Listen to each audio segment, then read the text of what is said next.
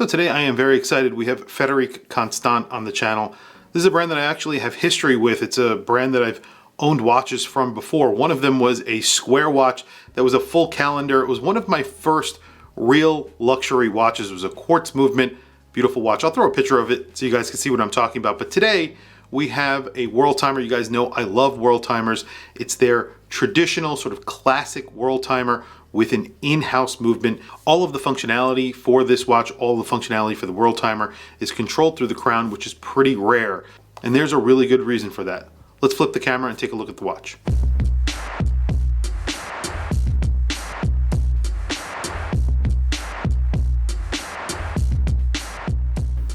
So I've mentioned in other videos that the Worldtime complication is really hard to execute. There's a few reasons for that. One of the reasons is because a dial can get cluttered very easily, especially when you're trying to display as much information as a Worldtime watch is. Not only is this a Worldtime watch, it also includes the date.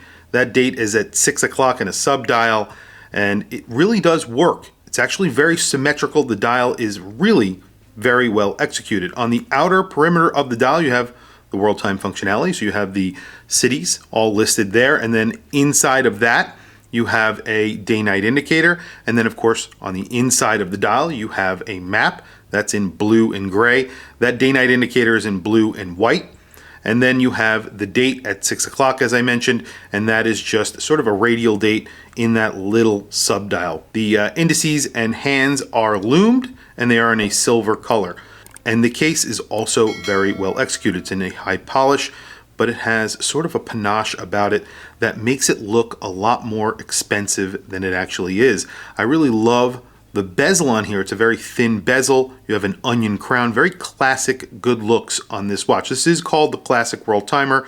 Manufacturer, of course, that's because it has a manufacturer caliber in the back. And when you see this movement, you're going to immediately realize why this is a special watch. There's two reasons really. Obviously, it's a very good looking movement. It's very symmetrical. It's very well done. It's a large movement. It's almost as good to look at as the dial is. You have a skeletonized rotor in here. It's in a gold tone. You have circular Geneva striping. Then you have perlage, blued screws. Just a big, beautiful movement to look at. Sapphire crystal in the case back, of course. You have a screwed-in case back, a push-pull crown, and the push-pull crown operates the movement, which operates the Worldtime function, and of course, this is all operated from the crown. Now that's special because not a lot of Worldtimers do that. If they sourced a non-in-house movement like an ETA movement, a Sellita movement, or a Soprod movement, something like that, the functionality would be different. You would have to have a pusher somewhere else or an extra crown. They didn't do that here. It's an in-house movement, so they designed it correctly from the very beginning. There are only a few watches that operate that way for a Worldtime watch, and they are usually very, very expensive from high-end manufacturers. I actually have one on my wrist today, and that'll be the wrist check in just a few seconds that I'll show you in just a moment. So this also gets a beautiful alligator strap. This is a blue alligator strap with sort of off-white stitching. And on the other side, it's signed Frederique Constant. You have a little, I guess that's a caiman or a alligator right there. And then you have a beautiful buckle on here, stainless steel buckle with the Frederique Constant logo on here. Again, all of this is sort of bespoke, going with the theme. This is sort of high horology for a very good price. Now, price on this is not cheap, but it's not expensive considering what you're getting. $4,495, I think is the price on here. This is a limited edition of 1,888 pieces, and I think it's in celebration of the anniversary of this watch, of their manufacturer caliber Worldtimer, which I think is also one of their most popular watches with good reason. It's a really good looking Worldtimer. One of the best that I have seen. It's very close to the watch that I have on my wrist today. And this is obviously one of my favorite watches, is my Worldtimer from Vacheron, and these are astronomical now. I think that this originally retailed for $36,000, and now they are selling, I saw them at Analog Shift. I saw this exact watch at Analog Shift for $73,000 is what they're asking for. There's waiting lists for them and all that BS now. I guess Vacheron has fallen into that now, which is terrible. But all the functionality for the Worldtimer done through the crown here. Very, very easy to use this watch when you're traveling to set the time. Everything is done out of this crown. There's no hidden pushers, and that's kind of what they were going for with this watch, obviously. And it's just really a beautiful and well executed watch. I really do like this watch. So very quickly, I'm going to throw it on my wrist. Before I throw it on my wrist, I want to quickly do some measurements for you guys so give you a little bit of an idea how this will wear. So it is a 42 millimeter watch, but it does not wear like a 42 millimeter watch, and you'll see that once I put it on my wrist. So it's 41.9. And if I told you this was a 42 millimeter watch, looking at it, I don't know if you would agree with me. I think it would look like a 40 millimeter or a 41 millimeter. So 48.9, 48.8 is what I've gotten when I've measured the lug to lug, and then the crown 6.3 millimeters, a nice onion crown, push-pull as I mentioned, and then 12.4 millimeters thick. You do get a sapphire crystal on the front and back. The front sapphire crystal is just slightly domed, so adds to the thickness a little bit. It is a thicker watch because you have a lot of layers on the dial and a Worldtime, as I mentioned.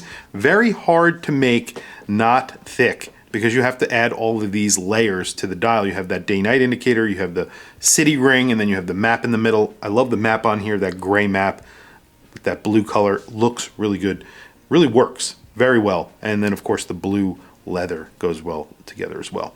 So here it is on my 7.5 inch wrist, and I think you'll agree it does not wear like a 42 millimeter watch. You have a very short lug to lug of 48 millimeters.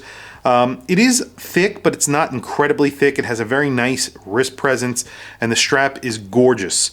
And you have this beautiful buckle on here, which I gotta say, looks awesome. I wish that more companies would do something like this. It's very elegant, especially for a sort of, I don't know, like an elegant watch like this. Like you can see the Vacheron has a pretty elegant buckle as well. I really like that they put their logo. It's not something that's just etched in cheaply. It's something that's very bespoke to this watch. It's not something that you could just replace. It's beautiful.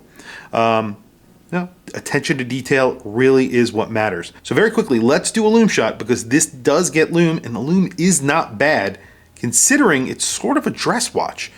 Lume, very good on here. Very good considering it's a dress watch. You have lume on the hands and indices. Obviously, my Vacheron, almost the worst watch in the world for lume, but I'll do a quick charge of it, and I'll charge this again as well so you can see the comparison between the two.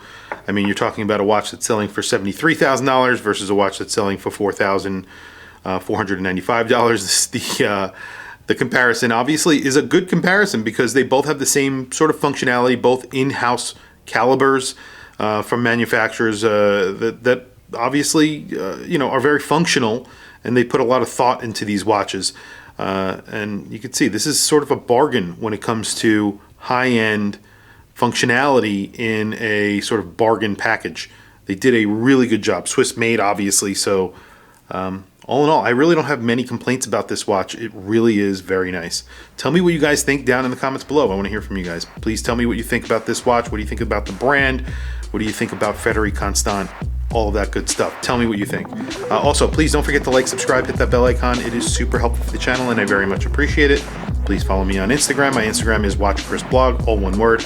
I have some links in the description. Those links are to Amazon. If you click those links and buy anything, it helps support the channel. It doesn't cost you anything extra. However, I very much appreciate it. Anyway, thank you for logging on. I'll catch you guys in the next video.